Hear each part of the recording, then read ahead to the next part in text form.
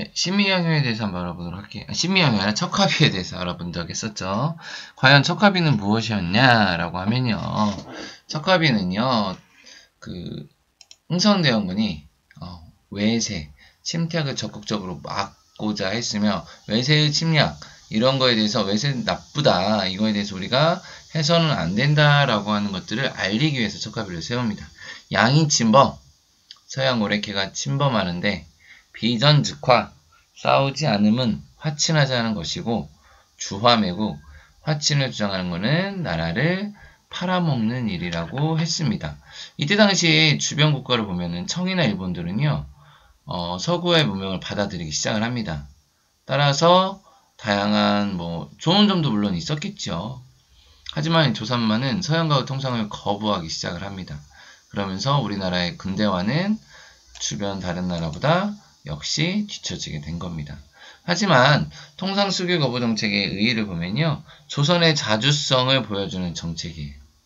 그렇죠? 우리나라가 스스로 하겠다, 외국에 대해서 따라가지 않고 우리들 것만 해서 어느 것들 자주로 가지고 해보겠다라는 것도 좋은 점도 있었지만, 이렇게 외교를 하지 않다 보면서 조선의 근대화는 주변의 국가보다 뒤처지게 만드는 그러한 일들이 발생을 하게 된 거였죠. 그래서 어떻게 보면은 동전의 양면성과 같은 그러한 정책이 될 수가 있었습니다. 그 다음에 윤요 사건이 발생을 합니다. 이제는 일본이 조선의 통상을 강요하면서 군함 윤요를 타고 우리나라를 오게 된 겁니다. 강화도 초지진의 주변 해안으로 와서 불법으로 침략합니다. 그러니까 자기네 말했었죠. 자기네 땅이면 몰라도 우리나라 땅에 와서 이렇게 침략을 하는 겁니다. 그러자 우리 조선군은 대포를 쏘면서 돌아가도록 경고를 하겠죠. 그랬을 때 일본은 어떻게 하겠습니까? 잘됐다. 니네가 나를 공격해. 그래서 보복 폭격을 하고요. 영종도에 상륙을 하면서 우리나라의 백성들을 학살하고 불을 지르기 시작을 합니다. 그리고 그들이 말하는 것들 있죠. 조선이 먼저 공격했어. 그러니까 너네가 책임져. 그러니까 피해 보상해줘. 라고 하면서 그들이 협상을 요구하기 시작을 한 겁니다. 이게 바로 윤요 사건이라고 하는데요. 일본군들은 영종도에 사는 조선인들을 마주 죽이면서 집에 불도 질렀다고 했죠. 그래서 우리나라 같은 경우에는 많은 피해를 입었습니다. 왜냐하면 아무래도 우리나라와 일본의 이 근대화가 늦게 했기 때문에 이런 것들이 약하겠죠. 따라서 일본군은 2명밖에 가벼운 부상을 입지 않았지만 우리나라는 많은 피해를 입게 되기 시작을 합니다. 따라서 그들 일본 측이 주장을 합니다. 우리 윤요가 피해를 입었어. 피해를 입었으니까 그 책임을 묻겠습니다. 당장 개항하시오. 그렇지 않으면 일본에서 수십 척의 군인이 더 올 것이라 합니다. 그럼 당연히 우리나라는 놀라겠죠. 한 대만 와도 저렇게 무서운데. 따라서 일본과 전쟁을 해야 할지, 문을 열고 개항을 해야 할지 갈등을 하다가 어쩔 수 없이 조약을 맺기 시작을 합니다. 따라서 이럴 때 우리나라가 스스로 하고 싶은 게 아니었었죠. 그런데 어쩔 수 없이 일본의 거의 협박 아닌 협박으로 위협에 의해서 어쩔 수 없이 조약을 맺게 되었습니다. 이걸 바로 강화도 조약이라고 합니다. 조선과 일본 사이에 1876년에 조약을 맺게 되는데, 이때 당시에 물론 대외 개방을 하자라고 한 세력도 있었겠죠. 하지만 이게 서로 간에 어느 동등한 입장에서 했다라고 하면 모를까. 이거는 거의 반협박식으로 된 조약으로 해서 강화도 조약을 맺게 됩니다. 따라서 조선은 문호를 개방하기 시작을 하죠. 그러면서 식민주의 시발점이 되기 시작을 한 겁니다. 일본 외교관은 자유롭게 국내 여행을 할 수 있고요. 또 그리고 일본 거주민들이 마음대로 와서 살 수 있는 그런 것도 만들어주게 합니다. 개항장에서는 일본 화폐도 유통시켜지고요. 그럼 당연히 우리나라 경제는 어려워지겠죠. 그러면서 경제적 침략은 용이하게 되고요. 그리고 일본에서 들어오는 물건들을 무관세로 통해 가지고요. 그냥 쉽게 무역을 합니다. 이렇게 강화도 조약은 불평등 조약으로 12개 조약으로 맺어집니다. 지게 되었습니다. 일주에서 한 12 정도 있는데요. 이거는 한번 또 중요한 것만 알아보도록 하겠습니다. 7조를 보면요. 조선의 해안을 일본의 항해자가 자유를 측량한대요. 자기네 마음대로 할 수 있다라는 거죠. 영토 침해를 할 수 있겠죠. 내가 할 수 있으니까. 와가지고 지도를 만듭니다. 그러니까 우리 방에 들어와가지고 우리 방의 구조를 자기네가 알아가는 거예요. 그걸 허락한 겁니다. 이것도 문제가 됐겠죠. 그 다음에 10조에서도 역시요. 조선왕국에 머무는 동안 죄를 지은 일본 사람들 있죠. 그럼 이것도 일본 법에 따라서 한대요.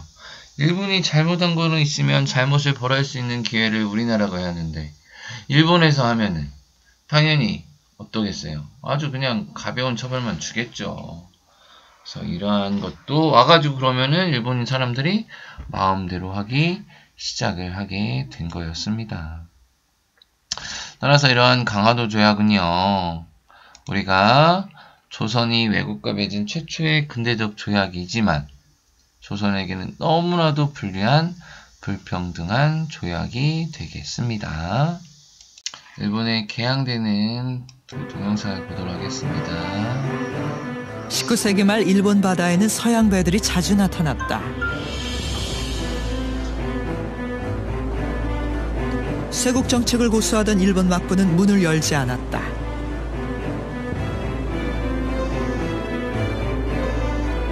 서양의 검은 증기선을 흑선이라 부르며 두려워하고 이거는 일본이 경계했다. 어떻게 개항하게 되는가는 겁니다.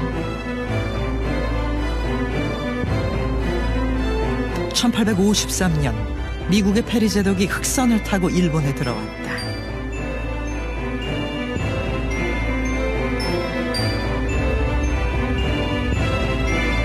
페리는 미국과의 수교를 요구했다.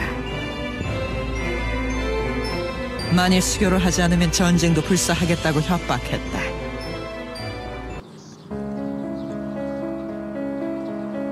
페리의 등장으로 일본 열도는 충격에 빠졌다. 페리 공원에는 당시의 막부의 두려운 심경을 드러내는 글귀가 있다.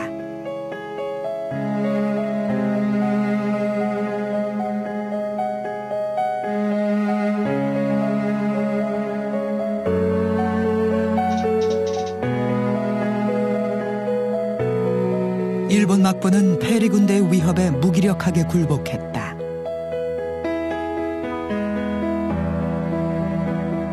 페리는 조약 체결을 강요하며 일본 막부가 지켜보는 가운데 대규모 포 사격 훈련을 했다.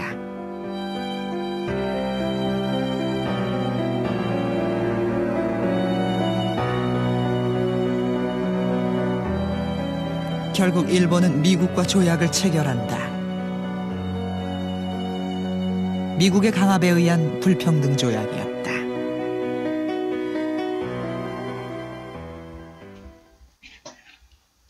윤유호 사건에 대해서 영상 한번 같이 보도록 하죠. 강화도 초지진 근처에 도착한 운유호는 마음대로 바다의 깊이를 재어보는 등 의도적으로 조선군을 자극했는데요. 수상히 여긴 조선군은 일본군이 돌아가도록 경고하는 대포를 쏘았습니다. 운유호는 기다렸다는 듯 조선군을 향해 공격을 퍼부어 많은 피해를 입혔습니다. 관청을 불태우고 백성을 죽이기까지 했죠. 이 사건은 일본과 조선이 조약을 맺는 데 결정적인 계기가 되었는데요. 이를 운유호 사건이라고 합니다. 일본은 먼저 공격한 책임을 조선에게 물었습니다. 운유호는 단지 조선의 해안을 연구하기 위해 왔다가 먹을 물이 없어 강화도에 들어온 것인데 조선군이 대포를 쏘았다는 것이지요. 하지만 이것은 일본 측의 핑계였을 뿐 강제로 조선을 개항시키기 위해 벌인 계획된 일이었답니다. 일본이 운유호 사건을 빌미로 조약 맺을 것을 요구하자 조선의 많은 사람들은 교류 반대를 주장하였습니다. 하지만 나라의 문을 열고 일본과 교류를 하여 일본은 물론 서양의 우수한 문물을 받아들여야 한다고 생각하는 사람들도 있었답니다. 신미양의 원인과 과정도 한번 영상을 통해 알아보도록 할게요. 병인양요가 일어난 지 5년이 되던 해인 1871년, 이번에는 미국이 군함 5척과 1200여 병력을 이끌고 조선의 바다를 침범해 들어왔습니다. 그들이 온 이유는 1866년 대동강에서 일어났던 이른바 제너럴 셔모노 사건 때문이었는데요.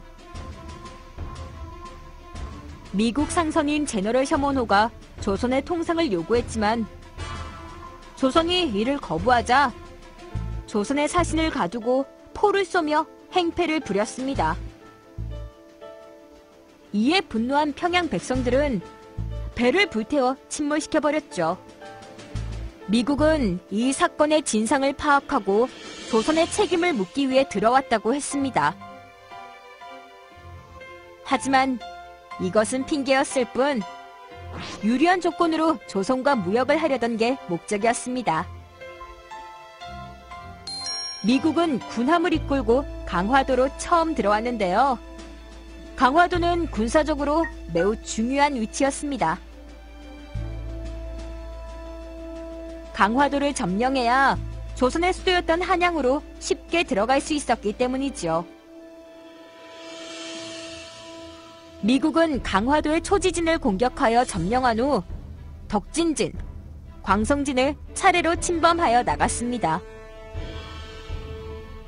조선군도 포대를 설치하고 미국 함대를 향해 포를 쏘아 공격했지만 미국 군함의 화력은 막강했답니다. 미국이 조선보다 앞선 군사력을 가졌었기 때문에 싸움은 점점 불리해져 갔죠.